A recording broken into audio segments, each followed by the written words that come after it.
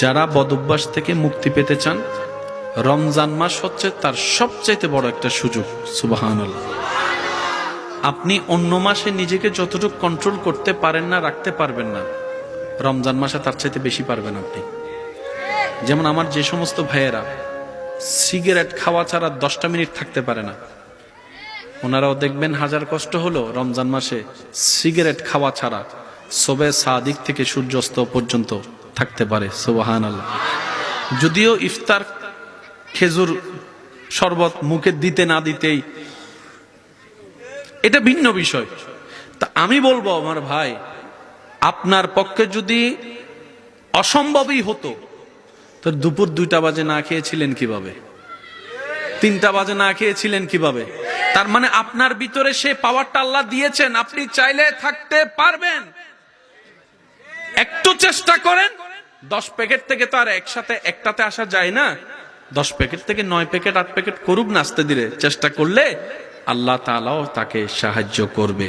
অন্তর থেকে তওবা করে নেবেন নিজের পাপ কর্মের জন্য, দেখবেন আল্লাহ তাআলা আপনাকে সহযোগিতা করবেন। বলেন না সুবহানাল্লাহ।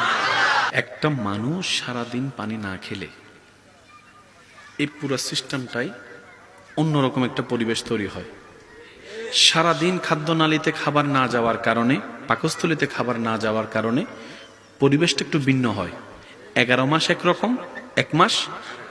আপনি জানেন ওই রমজানের 1টি মাস পানি না খাওয়াটা, খাবার থেকে দূরে থাকাটা নির্দিষ্ট সময়, এটাই মানবের শরীরের জন্য কল্যাণ, কল্যাণ, কল্যাণ, সুস্থতার জন্য মহা কল্যাণ এই রমজানের রোজা। বলেন সুবহান।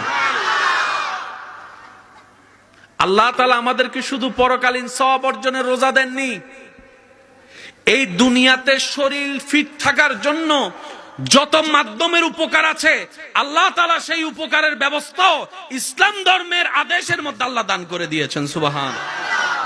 এবার আওয়াজ দিয়ে বলেন, নামাজ পড়লে সওয়াব আছে না নাই? কিয়াম করলে সওয়াব আছে না নাই? রুকু করলে সওয়াব আছে না নাই?